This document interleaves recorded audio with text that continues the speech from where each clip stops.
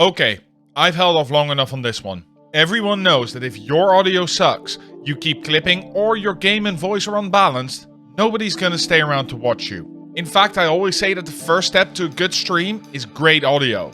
But I've never actually shown you how to set your microphone up, until now. My name is Mattman, and this is Content Delta. So many new streamers take hours or days to set up their visual, and then they log on and they sound like this. That is not what we want. So today we will be going through how you can set up your microphone, add filters, make adjustments, and all around sound great on stream. Like this guy. Ah! Oh, Jesus! What was that? I did not expect that noise! Wait, who is that handsome bearded chap? Well, if you do want to go check him out, he streams every Wednesday, Saturday, and Sunday on twitch.tv/MathmanEU. And if you have any questions, he does try to answer them directly on stream, or join the Discord, both of the links down below. For this video, we will assume you have a brand new microphone like this one. And the first thing we want to do is decide where we're actually going to mount it. Many of the microphones nowadays come with a built-in desk stand or miniature tripod, and while the quality of these is usually pretty decent actually, think for example of the Wave 3 or the Blue Yeti, the problem is that it promotes putting the microphone far away from your mouth and close to your keyboard. And that is something we definitely want to avoid. Because if there's one thing that is very frustrating for viewers, is when they can't hear you over the sound of the game or the clickety-clackying of your keyboard. So what I suggest is that you do what most streamers do, and that is get a boom arm. It doesn't have to be this boom arm. This is a very pricey boom arm. I used a newer one that is $20 on Amazon for about a year. That will definitely hold you over.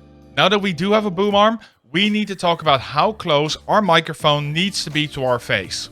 And the short answer for this is very. With a dynamic microphone like the Rode Pop Mic that I'm using right now, you really want it as close to your face as possible without eating it. By placing it about 5 centimeters or 2 inches away from your mouth, the microphone can really pick up all the details and gives you a very full-bodied voice. For condenser microphones, the distance is a little more forgiving, but then it also picks up more noise.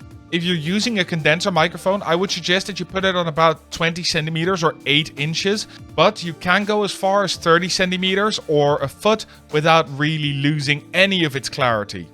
Okay, one last tip about placement. If you set up your microphone and you have a lot of problems with plosives, such as your T's and P's, then you can move your microphone just like I do, slight angle, while still being pointed straight at your mouth. And if you then still have problems with it, you can either invest in a windscreen like I have on my Rode Pop Mic, or you can get a pop filter. Pop filters are like a tenner and they last for years, so really it's not much of an investment and it helps so much. The straight at your mouth bit is really key here. And the reason it is key is because microphones have a front and a back.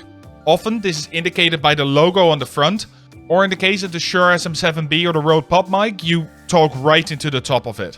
Consult the manual. Honestly, the amount of times that I see people talking to the wrong side of the mic, it is astonishing. And let me just give you a quick note on how that sounds. So now I am talking into the side or the back of my microphone, and you can immediately hear that that is just not what you want to do. Even when I'm talking slightly louder just to make sure that OBS picks it up. By the way, if you are liking this video, then please do go downstairs, click that like button, and make sure to subscribe. It really helps the channel, and if you want to stay up to date with everything that we do, make sure to also ring that notification bell. Okay, first things first, let's add the microphone to OBS. While I am aware that you are able to put your microphone in from the audio slot here, we are actually going to avoid that and add the microphone separately by just adding an audio input source. If you have not done this before, then you will need to add a new one. In my case, I already have, so I will add the main mic. Immediately, you can see that it starts jumping about here. That's because it's working. Once you've set up your microphone in OBS, you will need to set the gain of your microphone. Otherwise, you will have to use your audio interface to set the gain. Whichever way your microphone works, what you want to aim for is hitting that minus 15 dB very easily.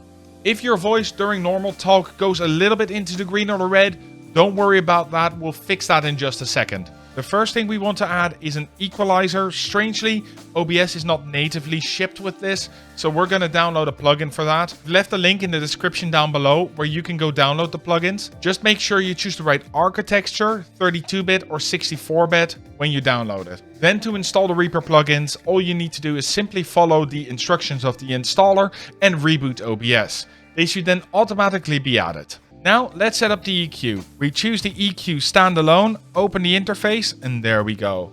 And while this is a very personal thing to do, we are going to try a little bit and do some standard things anyway. The first thing we want to do is take the first node and change the frequency to 70 Hz. Then we click the drop down menu and choose for a high pass. This takes away all those pesky low tones, such as your computer fans, air conditioning, and that sort of stuff. Even trucks rolling right outside your window.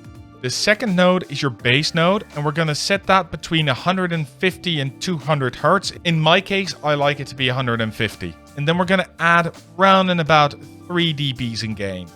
If you have a very deep voice, you might only need 1 or 2 dBs. And you can also shift it a little bit closer to 200 to boost the higher bass tones. Then we move on to the middle. The middle is what causes your voice to sound muddy or unclear. And that is why it is usually advised to take this one down a little bit. Around the 500 Hz, we will be removing 3 decibels. Depending on your voice, if your voice is extremely bassy or extremely high-pitched, you might be enough with -1, or you might need to go down to -4 just to get that right. Play around with it. That counts for every single one of these nodes. Node 4 will be at the 2500 mark. These are your high tones. And here we will want to boost, just like at the bass, of about 3 decibels. However, we are not done yet. We are going to add one more band. By clicking the Add Band button, you get a 5th node, which we are going to put around the 10,000 mark. Again, we are going to go for the drop-down menu, and we're going to give this a low pass. What this does is remove electric distortion and other very high-pitched, unnatural sounds from your voice. Next up, we need some noise suppression or a noise gate. Which one you use depends fully, again, on your situation. If you are in a very noisy environment, a noise gate would be better, while if you are in a quite quiet environment, noise suppression will automatically do a lot of the work for you. What a noise gate does is actually very simple. It blocks all sounds below a certain volume. Think of it like a dam in a river. When enough water hits the dam, it will overflow. That's what we want to do, except with our voice being the water. So we're going to set it up so it overflows when you're speaking, and it doesn't when you are not. To set up the noise gate, simply add it and click OK. With how we set up our gain, setting up the noise gate is going to be very easy. Set the close threshold to -38, the open threshold to -30, and make a small recording. Go a little bit louder, go a little bit softer. See if it still picks you up. If it picks you up and nothing of the surround, then you're done. If it cuts you off at a certain point, lower the open threshold a little bit. If it lets through too much background noise, up the open threshold a little bit. If your normal speech gets cut off during speaking, lower the open threshold a little bit. If it's at the end of the sentences or at the end of your talking, then lower the close threshold a little bit. The noise suppression, however, is a lot easier because you can simply add it, tell it to be on RNN noise, and you're ready to go. It does everything else completely by itself. The last 2 steps are compressors and limiters. But before we get to that, please go down below, check the poll, tell me if you use a dynamic, a condenser mic, or if you don't know, and if you want me to do a full video about a specific mic or want to share what kind of mic you have, make sure to leave that in a comment as well, and it might be featured in a future video. The compressor will do exactly what it says. It makes the loud sounds quieter and the low sounds higher. Again, we are going to make use of the way that we set our gain control to actually help us do this. To start, set the ratio to 4:1 and set the threshold to -20 and start to talk. If you can hear the compressor activating while you're talking, that is, you can hear it clipping off some of the volume, then you are golden. If that is not the case, Start lowering the threshold until you do. Lastly, we want to compensate for volume lost by adding some output gain until we hit that -15 again. The limiter that we are adding now is simply for when we outdo the compressor. If we do get to a point where we are about to peak, the limiter will cut us off, block us off completely, and make sure that we do not reach peak levels. Simply set that to -3 decibels, and for the rest you can leave it exactly as it is. And that's it. You now have great sound for your stream. As I said, if you're willing to spend half an hour to an hour to actually dive into it, it's easy to set up. And you don't have to touch it again until you want to make a change or you switch out your microphone. But now that you're avoiding the mistake of blasting the ears off of your viewer, you might want to go check out this video where I talk about other mistakes that I made as a starting streamer, which I want you to avoid. And as always, stream better, stream smart.